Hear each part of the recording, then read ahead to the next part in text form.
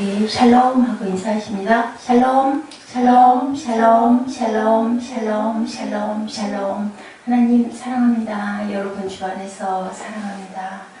오늘은 무엇에 우리가 관심을 가지고 있습니까? 라는 제목으로 열왕기하 8장 말씀이죠. 1절에서 15절 말씀 우리 함께 살펴봤습니다. 사람들이 가지는 어리석은 관심. 아람왕 베나다시라는 사람이 있었죠. 많이 아팠어요.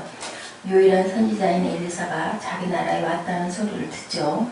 자신의 신하인 하사엘에게 엘리사를 만나 자신의 병세가 어떻게 될지 가서 물어보게 했죠. 하사엘이 엘리사를 만났어요. 엘리사는 하사엘에게 그의 왕 베나다시 나올 것이라고 말합니다. 그런데 왕이 병으로 죽는 것이 아니라 다른 것 때문에 죽을 것이다 라고 이렇게 얘기하죠. 아람왕 베나닷은 중병에 걸려서 아파요. 그래서 그의 온 관심은 오직 병으로 죽을 것인지 아니면 병이 나을 것인지 그것이었는데, 병으로 죽는 게 아니라 신하에게 이불을 덮어서 죽는 그 사건을 엘리사는 하나님이 알려주셔서 안 거죠. 근데 저는 이 말씀을 여기를 이렇게 전에도 이제 한번 이 말씀을 같이 나눈 적이 있었는데, 어제 새벽에도 또 이걸 보면서 글쎄요, 신하에게 그 마음이 안에 있었겠죠. 그러니까 그게 보였겠죠.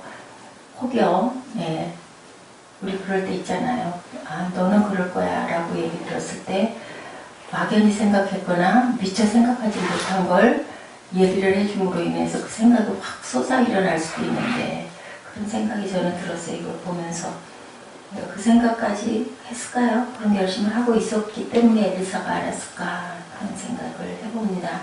그의 온 관심은 내가 병으로 죽을지 살지 그것이었는데, 복병은 거기 있지 않았던 거죠. 자기가 가장 힘이 받은 하사엘이라는 신하의 배신으로 하사엘의 죽임을 당했다라는 내용입니다. 우리는 그렇기 때문에 뭐 때문에 죽을지는 아무도 몰라요. 뭐 아무리 온몸에 좋다는 걸 다 먹고 좋지 않다는 것을 다 내도, 그죠? 길 가다가 어느 순간에 나는 잘 가고 있는데 어떤 자동차가 와서 확 나를 받아서 내가 어떤 불행을 당하는 수도 있고, 그죠?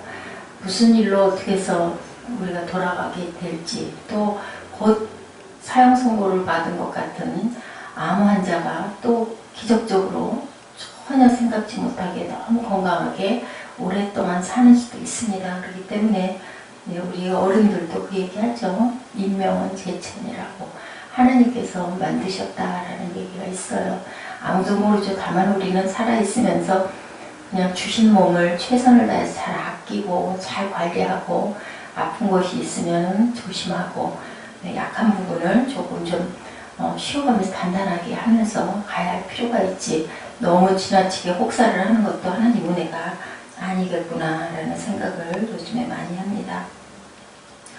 그것도 다른 것도 아니죠. 항상 자기가 덮고 있던 이불에 눌려가지고 죽게 될 줄 누가 알았겠습니까? 이 왕이 전혀 알 수 없었던 이 얘기는 그 얘기예요. 무엇 때문에 우리가 어떻게 될지는 아무도 모르는 것인데, 우리의 관심은 눈앞에 있는 것에만 관심이 있는 거죠.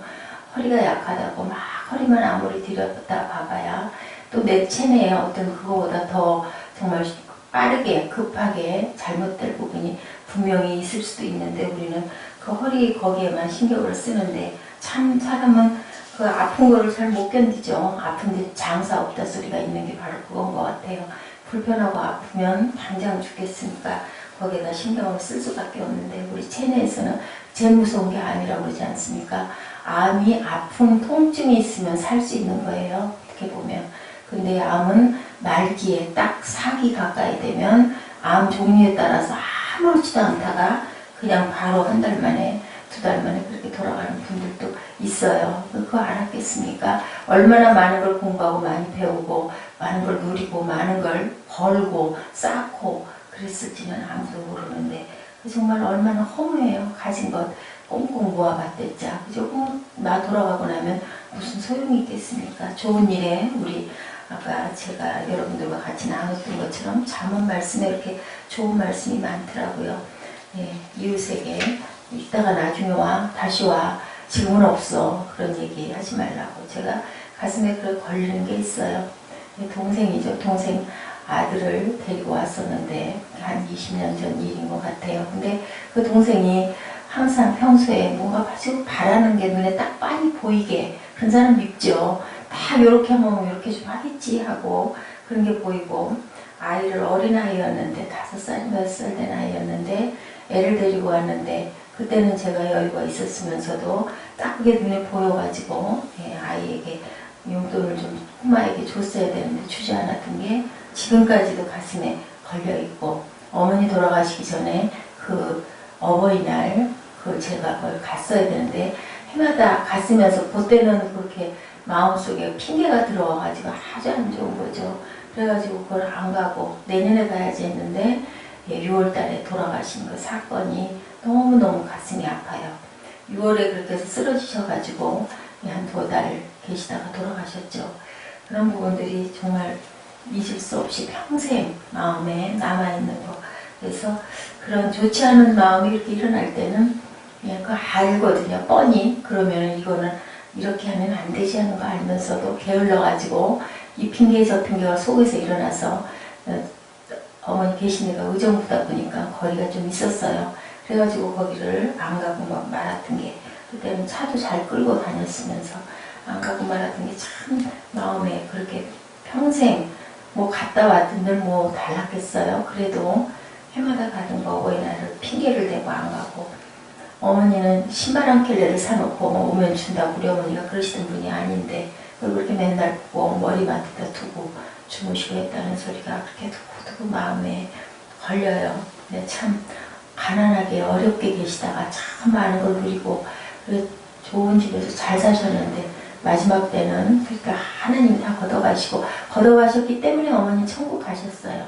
안 그랬으면 교회를 그렇게 열심히 3년 동안 조그마한 방을 하나 의정부에 산 좀 높은 곳을 얻어가지고 작은 교회를 열심히 이렇게 다니셨던 걸 제가 그때만 해도 참 그런 부분이 참 어둡고 정말 바보 같고 세상적인 부분에 빠져가지고 여유 있게 호화스럽게 살면서 어머니를 잘 보필하지 못한 게 그렇게 가슴에 걸려요. 그래도 어머니는 아버지가 계셨죠. 어머니 돌아가시고 몇 년 있다가 아버지는 정말 외롭게 힘들게, 또 아들이 있었어요. 아버지에게는. 그래도 부모님이 그렇게 돌아갔는데 어머니 천국을 가시고 아버지는 제가 뵙기에는 못 가신 게 마음에 참 아픕니다.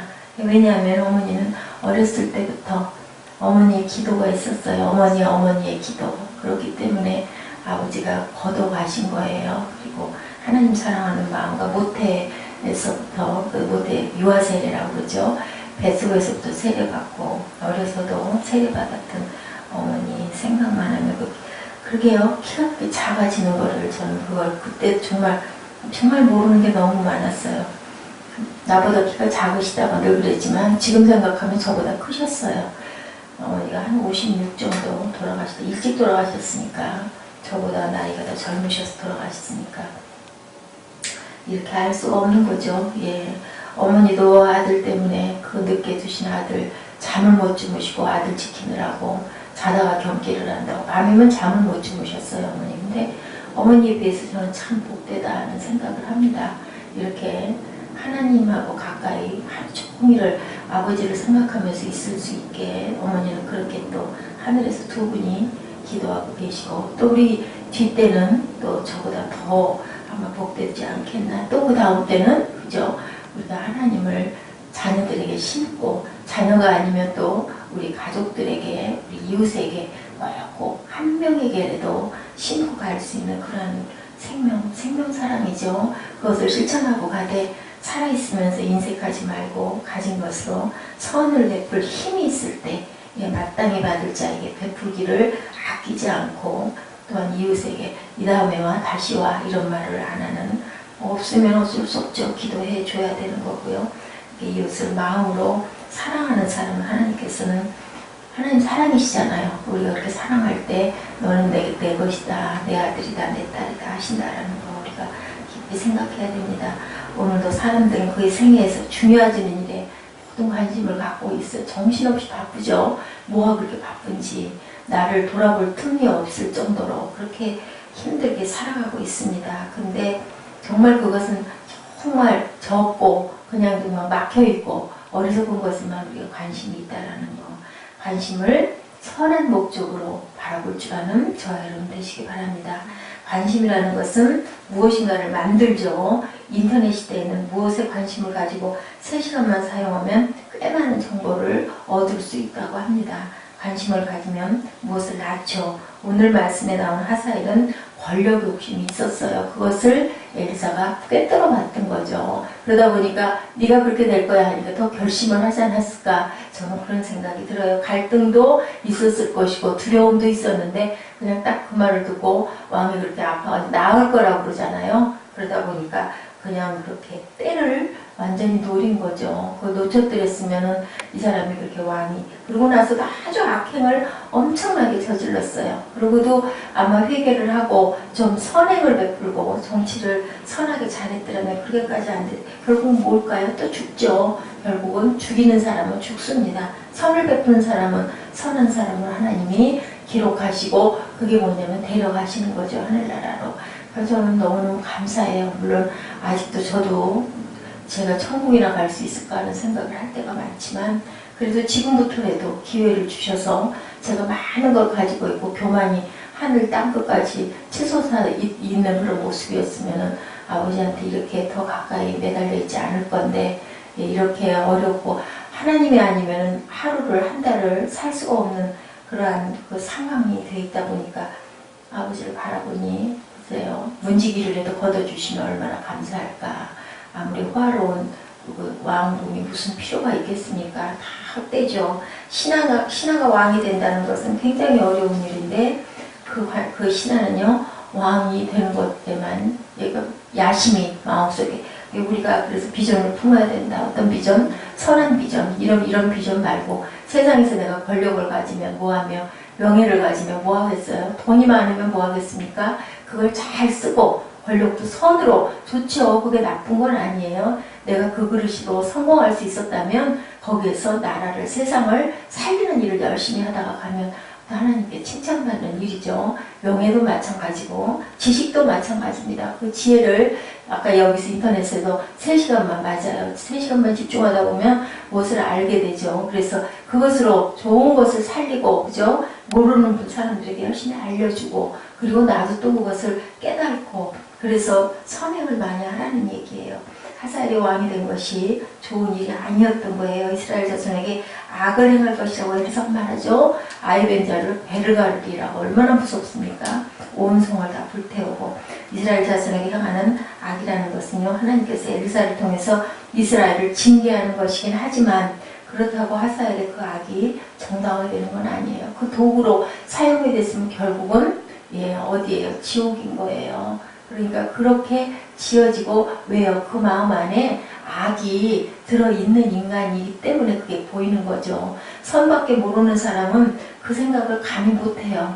그 아닌 것을 많이 보고 많이 접한 사람들은 딱 뭔가 사물을 보면 그 생각부터 나지 않습니까? 그런 것처럼 선과 악의 세상은요, 우리 내부에서부터 만들어져 가고 있고 그것을 향해서 가는 거예요. 돈 아주 그냥 나쁜 짓 해서 열심히 버는 사람들은 계속 돈에만 관심이 있는데 돈으로 인하여 결국은 파멸이 올 수밖에 없죠. 세상에서 잘 되는 것 같고 왜 저런 악한 사람이 살아있어. 결국은요, 그죠? 영벌에 빠질 수, 영원히 살긴 살죠. 벌 속에 빠져서 그거 죽는 게 낫지 않습니까? 제가 어저께도 그런 얘기를 했습니다. 그 수술 무섭죠. 엄청나게 까마득한 값이긴 하지만 수천만 원 들겠지만 상상만 해도 너무 무서워요. 뼈를 어떻게 해가지고 다 쇠를 받고 그걸 정형을 하고 성형을 하고 아주 그 한의원도 너무너무 잘 알고 있고, 보니까 거기도 그런 분들이 많으니까 척추니 이런 거 다 뼈를 가지고 있으니까 아시더라고요. 저는 속으로 그래도 한의원이라서 외과 과정만큼은 많이는 몰라도 그래도 우리보다는 잘 보겠지 했는데 그거 아니더라고요.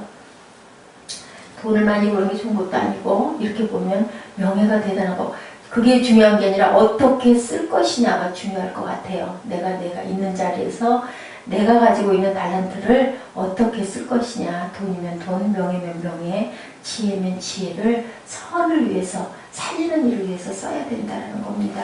그래서 우리 요한일서 3장 18절 봤더니요. 자녀들아 우리가 말과 혀로만 사랑하지 말고 행함과 진실함으로 야고보 사도만 행함이 없는 믿음은 죽은 믿음이라고 한 게 아니라 요한도 그렇게 얘기를 했습니다. 성탄절 새벽에 하나님을 부르심을 받은 슈바이처 그 장기려 장로에 대한 이야기가 나와 있어서 제가 한번 같이 나눕니다. 이 장기려 장로님은요 일제시대 서울대 그 당시에 경성제국대학이라고 했죠. 의대를 졸업하고 29세에 박사학위를 대단하죠. 29살에 의대가 또 얼마나 공부를 많이 합니까? 박사학위를 받았는데요. 의대 입학시험을 볼 때 하나님께 이런 서원을 했답니다. 하나님 이 학교에 입학시켜 주시면 한평생 불우하고 가난한 사람을 위하여 제 몸을 바치겠습니다. 라고 서원을 한 거예요. 그리고는 졸업 후에요. 가장 뛰어난 수술 실력을 소유한 백인재 박사 밑에서 수련을 쌓았대요. 그리고 서원대로 가난하고 병든 이웃을 위해서 무료 진료소인 복음병원을 개설하여서 영세민들을 의료보 사업에 전 생애를 바쳤다고 합니다. 집안채를 받고 있지를 못하고 장기려 장로는 주님만 의지하고 주님께만 영광을 돌리고 힘을 쏟아서 말없는 실천을 보여준 믿음의 산 증인이었다고 그래요. 많은 사람들이 하나님의 이름을 높이고자 때로는 입술로 때로는 행함으로 우리가 이름을 찬양하는 것은 온전한 찬양이 아니죠. 뭐가 생활 속에서 내가 실천하는 것이 바로 온전한 찬양이죠. 그리스도인들이 세상 속에서 장기려 장로와 같은 마음으로 살아간다면 그 지혜 누가 주셨어요? 하나님이 주셨죠. 근데 어려워요. 이렇게 서원을 했어도 내가 정말 훌륭하게 되고 모든 사람들이 나를 막 정말 아주 대단한 대접을 하고 그럼 나도 모르게 어깨가 올라가는데 이분은 귀한 실천을 했으니 결국 돌아가셨어도 어떻게 됐을까요? 살아계신 거죠. 돌아간 게 아니라 우리가 지금 분리된 세상에서 살고 있을 뿐이지, 그죠? 그 세상에서 살고 있는 거고 땅에서 우리가 살아있다고 오래오래 부귀영화 누리고 살아도 결국은 악하게 살다가 하면 돌아가면은 영원히 사는 게 아니라 영원히 죽는 거라는 것을 우리가 정말 뼈가 저리게 우리가 깨달아야 됩니다. 내가 사람의 방언과 천사의 말을 할지라도 사랑이 없이면 소리나는 구리와 울리는 꽹과리가 된다. 우리 기독교인들의 신앙은 실천 신앙이죠. 불교처럼 뭐 덕을 쌓는다 뭐 그런 신앙이 아닙니다. 그리스도의 이름으로 주님이 오셔서 그렇게 하고 가셨잖아요. 누가 그랬다고 그래요? 물에 빠진 사람을 보고 어째 그렇게 장난을 하다 거기 빠져. 우리 아이를 잘 생각을 해야 될 부분이에요. 야단만 치고 지나가는 사람이 있는가 하면 거기 나뭇가지 이렇게 걸쳐갖고 이렇게 나와 하고 지나가는 그 돌을 닦는 불교 신자가 있다. 그런데 주님께서는 어떻게 했어요? 뛰어들어가서 건져내신다라는 얘기죠. 이렇게 우리 크리스찬들은 이런 마음을 가져야 된다. 가난한 사람을 학대하는 자는 그를 지으신 이를 멸시하는 자요 궁핍한 사람을 불쌍히 여기는 자는 주를 존경하는 자니라. 잠언 14장 31절 말씀입니다. 범사에 너희에게 모본을 보였노니 이같이 수고하여 약한 사람들을 돕고 주 예수의 친히 말씀하신 바 주는 것이 받는 것보다 복되다 하심을 기억하여야 할지니라. 사도행전 20장 35절의 말씀이에요. 21세기에 백만장자가 됐던 오나시스 여러분 아시죠? 17세에 그리스를 떠나서 아르헨티나에 와서 21살에 백만장자가 됐다고 그래요. 아주 냉정한 그런 아주 단호한 사업가로 평판을 날렸대요. 오직 부를 쌓는 일 외에는 아무것도 생각을 안 했다고 합니다. 지금 세상에서 가장 중요한 것은 돈밖에 없다고 이렇게 얘기를 했다고 하네요. 돈 있는 사람이 왕족이고 귀족이다. 그렇게 그가 얘기를 했는데 어느 날 사랑하는 아들이 죽었대요. 알렉산더가 비행기 사고로 죽자고는 순식간에 늙기 시작해서 2년 만에 내 마음에 큰 충격을 받고 나면요 이렇게 그냥 금방 급격히 그 삶의 모든 의욕이 저하돼 돼버려. 이렇게 돈밖에 세상에 아무것도 없고 돈 가진 자가 왕이 다니는데 결국 2년 만에 죽어버리면 얼마나 허무할까요? 자신의 사랑을 제대로 사용하지 못한 거예요. 못으로 사용할 수 있었는데 그 많은 재물 주신 하나님께 영광을 돌리며 기쁘게 우리 누구 줄 때 얼마나 기뻐요. 그죠? 힘들고 돈 들고도 엄청 기뻤던 기억이 제가 있습니다. 참 참 생각해보면 뭐 이렇게 길을 쓰고 열심히 글을 써가지고 표고까지 해서 그걸 들어다가 아주 거기까지 딱 그 성격이죠. 제가 이렇게 많이 아프게 된 것도 제가 어저께 그 원장님하고 얘기하면서 느낀 거예요. 제 성품 때문에 결국 이렇게 됐구나. 뭘 못 견뎌 하는, 가만히를 못 두는. 그분이 벌써 저를 파악하시고 그 얘기 하시더라고요. 한나님이라고 그러세요. 다른 사람들한테 어머니, 아버지 그러는데 저보고는 꼭 한나님, 다른 간호사님들은 목사님이라고 꼭 하면 아유 민망해요. 다른 분들 많이 계신데도 목사님들이 대접해 주는 거죠. 어떻게 보면은 한나님은요. 조금 한가해지시면 뭐 바빠야 할 일이 없나 해가지고 찾아서 바빠 집사람이라고 얘기를 하시더라고요. 결국 그러다 보니까 이렇게 주변에 염려를 끼치고 병원 가서 첫 마디로 한 얘기가 그거였어요.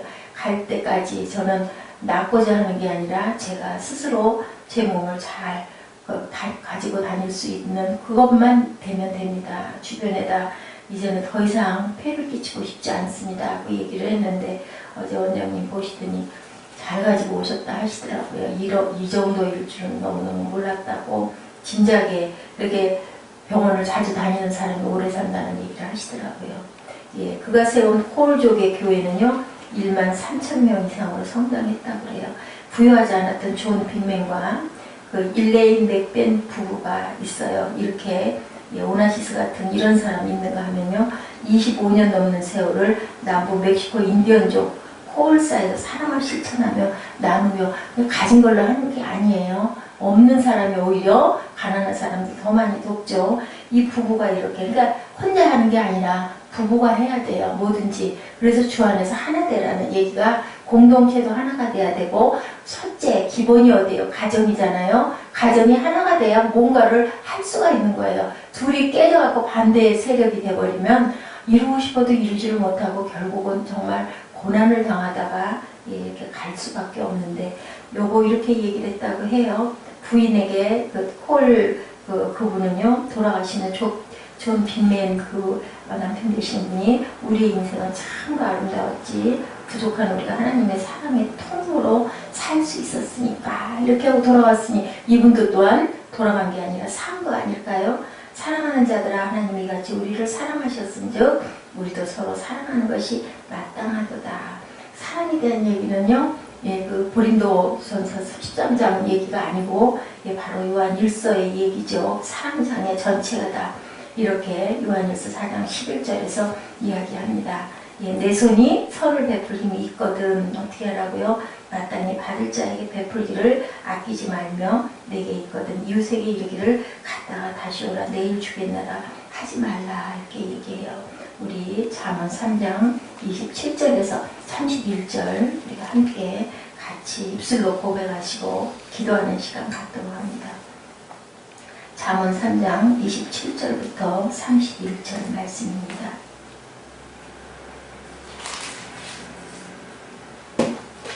아무리 얘기해도 부족함이 없죠. 선을 베풀고 선을 행하고 선 안에 저희가 살아서 영원히 사는 저 여러분 되시기 바랍니다. 함께 합독하십니다. 내 손이 선을 베풀 힘이 있거든 마땅히 받을 자에게 베풀기를 아끼지 말며 내게 있거든 이웃에게 이르기를 갔다가 다시 오라 내일 주겠노라 하지 말며 내 이웃이 내 곁에서 평안히 살거든 그를 해하려고 꾀하지 말며 사람이 내게 악을 행하지 아니하였거든 까닭 없이 더불어 다투지 말며 포악한 자를 부러워하지 말며 그의 어떤 행위도 따르지 말라 이렇게 얘기하고 계시죠. 율법주의자가 되어 비판받으면서 그냥 지나치면 안 된다는 거예요. 외식주의자가 되어서 풍경구와도 바라보면서 지나쳐도 안 된다는 거죠. 아까 제가 말씀드렸죠. 물에 빠진 사람 보고 야단을 치거나 거기 그거 잡고 이렇게 올라와가 아니라 주님처럼 가서 건져주고 살려주는 생명들이 되셔서 하나님 안에 영원히 살아계시는 저와 여러분 되시기를 주님의 이름으로 축복합니다. 기도하시겠습니다.